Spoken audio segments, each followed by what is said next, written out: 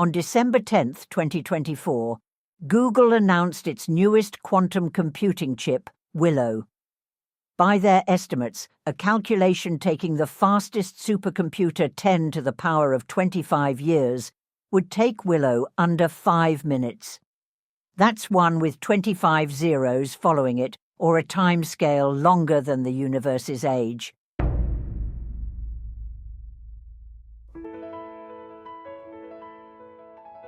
Hello everyone, welcome to episode 15 of Priviso Live, your dose of insights and tips on all things information security, ICT legislation and risk, brought to you by Priviso Consulting. And before we start, may we wish everyone a happy, prosperous and blessed new year. Hello everyone, and Happy New Year from me as well. This is the final episode of a 3-part series discussing quantum cryptography. If you have not listened to episodes 13 and 14, we recommend doing so first, or else this episode may be confusing. In this episode, we will recap the essential points from the last 2 episodes and then discuss quantum computing. Finally, we will discuss its impact on cryptography and possible approaches. As we said in episode 14, we are again going down the rabbit hole, where things behave in ways that cannot be intuited. So buckle up. In episode 13, we explained that cryptography usually requires an algorithm, which is common knowledge, and a key, which is a secret, often shared between 2 or more parties. The key has different properties. It is used to encrypt or decrypt information, but because it is a shared secret, it transitively provides proof of identity to the user. What we didn't mention, but is essential when discussing quantum cryptography, is that the length of a key affects the effectiveness of the encryption. The longer and more complex the key, the harder it is to decipher encrypted information. In episode 14, we highlighted 2 key aspects of quantum mechanics. First, unobserved subatomic particles exist in a probability wave. That is, they are simultaneously in many states or locations. They only resolve in a wave function collapse once they are observed. Lyn, one question has bothered me since doing that episode. If the cosmos exists in a real-world state only because it is observed, who made the first observation? Stephen, leaning to your philosophical side again. Well, on a slightly different tack, I am in good company when troubled by the strangeness of all this. Einstein was so disturbed by the notion of superposition, the idea that particles can exist in multiple states, that he famously said, God does not play dice with the universe. He believed in determinism, the idea that all events, including those in the natural world, are predetermined and can be accurately predicted. The quantum world is unimaginably strange, but as a pragmatist, I find it even more impressive that scientists have harnessed it. The second aspect we mentioned in episode 14 was quantum entanglement, which occurs when one particle's state influences or determines another particle's state, even if they are light years apart. Both these phenomena are key to quantum computing. So let's compare quantum computing to the computing you and I use daily. Everyone understands that regular computers use bits. These electronic switches can either be on or off, representing the values 0 and 1. 8 bits make a byte, 1024 bytes make a kilobyte, and so on. Amusingly, 4 bits are known as a nibble.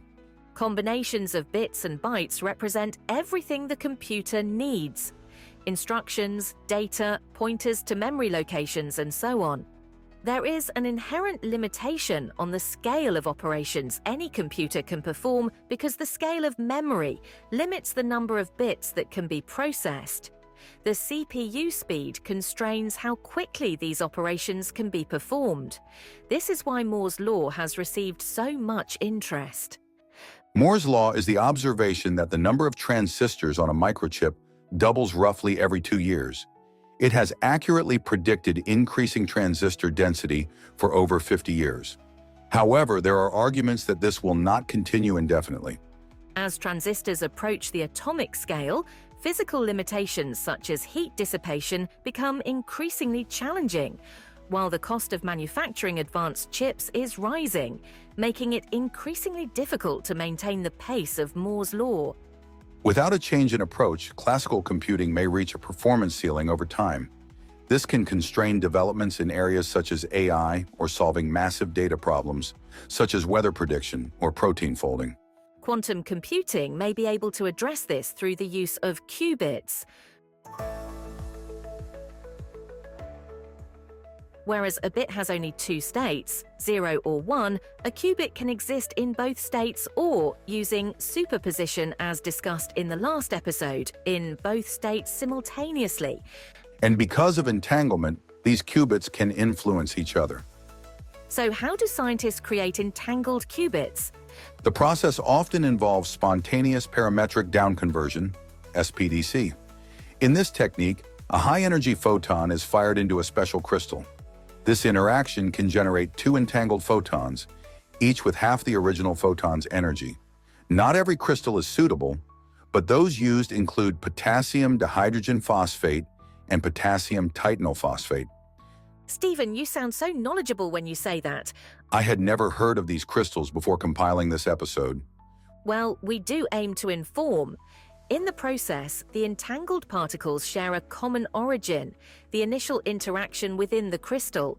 This shared history creates a unique quantum link between them, and physical laws, such as the conservation of energy and momentum, ensure that the properties of the entangled particles are correlated. Almost immediately, we encounter the first problem: decoherence time, the duration for which a qubit can maintain its delicate quantum state before losing its superposition and entanglement. Decoherence time is affected by temperature, external electromagnetic fields, or the slightest interaction with the surrounding environment. Scientists are continually attempting to improve these times. Superconducting qubits survive milliseconds to microseconds, trapped ion qubits from seconds to minutes, and topological qubits potentially hours or even days. But this is the significance. Imagine a computer working to find its way through a maze. A classical computer would serially attempt one route after another, each taking time. But because of superposition, a suitably large quantum computer would attempt every route simultaneously and immediately provide the answer. That's the key. Computing is not performed linearly as in a classical computer, but is parallel, giving immediate results. These performance improvements increase exponentially with more qubits, but producing this capability is difficult. Aside from decoherence, increasing the number of qubits while maintaining their coherence is a significant challenge. As the number of qubits grows, controlling and connecting them becomes increasingly complex. Quantum errors arise from decoherence and other sources of noise. Developing robust and efficient error correction codes is crucial for reliable quantum computation. Precisely controlling and measuring qubits requires sophisticated hardware and techniques, which are still under development. And reading qubits without influencing them requires specialized techniques. This type of computing utilizes algorithms different from traditional computing. This is an ongoing area of research. Building and maintaining quantum computers is expensive, limiting their accessibility to a select few. This development is being done by companies with deep pockets: IBM, Google, Microsoft, Amazon, and D-Wave systems, while additional research is coming out of MIT, Harvard, the Max Planck Society, the Chinese Academy of Sciences, Oxford, Berkeley, Princeton, NAST, the University of Tokyo, and others. Identifying practical applications where quantum computers offer a significant advantage over classical computers is an ongoing challenge, but solving problems where the processing of large amounts of data seems favorable. And of course, cryptography. Yes, let's close the loop and discuss how this all comes together. Remember, decrypting encrypted data requires a key, a long string of bits in its simplest form. The strength of an encryption algorithm partly depends on the key's length. You either know the key, steal the key, make an educated guess, or exhaustively work through every alternative until you are successful. But qubits, because of superposition, simultaneously hold every value. You can reduce the time needed with enough qubits and the appropriate algorithms. You could imagine this should be instantaneous, but it is not. Even with a quantum computer, decrypting an encrypted message involves complex mathematical operations that take time to complete. Furthermore, quantum algorithms like Shor's algorithm, which can break certain types of encryption, do not apply to all encryption methods. The other aspect, of course, is that quantum cryptography provides new capabilities. One key principle of quantum mechanics is that observing a quantum system changes it. If someone tries to eavesdrop on a quantum communication, they'll inevitably disturb the system, alerting the sender and receiver. Quantum cryptography can be used to distribute encryption keys, the secret codes needed to encrypt and decrypt messages.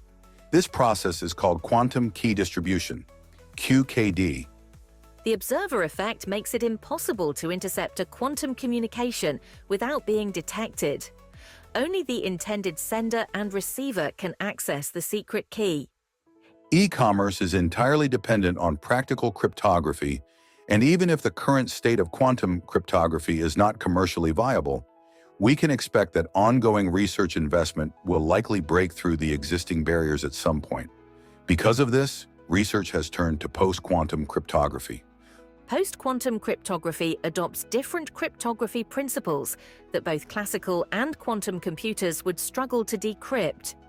The National Institute of Standards and Technology, NIST in the United States, has been leading the process of standardizing PQC algorithms. They have evaluated numerous candidate algorithms and have selected several for standardization, which will help ensure interoperability and widespread adoption. Two examples. Lattice-based cryptography relies on the difficulty of solving problems involving lattices, which are mathematical structures with regularly spaced points. Finding the shortest vector in a high-dimensional lattice is believed to be computationally demanding, even for quantum computers. Isogeny-based cryptography uses mathematical structures called elliptic curves and their isogenies, or mappings between curves. Specific problems involving isogenies are believed to be hard for quantum computers. So, Stephen, where does that leave us? Well, I have 2 points. Firstly, this field is very complex and requires massive investment in research. However, organizations are willing to solve the problems, so we must expect some adoption of these technologies in the future. If anyone can overcome existing cryptographic capabilities, it does require a post-quantum cryptography world. You often say that nation-states will do what they can to take the lead in technologies that improve their military capabilities, and this is undoubtedly one of those. I agree. The efforts to harness quantum computing to overcome existing encryption methods will continue, becoming cheaper, more efficient, and smaller. Quantum computers will have their variant of Moore's law. My second point is that you can never look at these technologies in isolation. The impact of technology is unleashed once it is integrated into other technologies or adapted for industry-specific purposes. The invention of the wheel didn't end there. Wheels became gears. Gears became transmission systems. Transmission systems were harnessed to the internal combustion engine, and the motor industry was created. The internet initially enabled file sharing and email. Today, it is at the heart of every industry. Quantum computing will likely leave the laboratory and change the world in ways we cannot yet predict. And with great power comes great responsibility. I know. Your thoughts, Lyn? These podcasts have been a journey, researching and revisiting concepts I hadn't thought about in years. I'm still in awe of the implications of the double-slit experiment. And now your question bothers me. If our perception of reality requires observation, if the cosmos is only a probability wave without being observed, who did that first observation? Enough said. It's time to close the book on a complex and provocative topic. That's it from us for this episode. If you want to hear more of the same, don't forget to subscribe or like our channel to receive future episodes. You can find us on all major podcast channels, including Apple, Samsung, Spotify, iHeartRadio, and YouTube. As always, this is sponsored by Priviso Consulting, your partner when trust matters. Bye for now. Until next week, stay safe.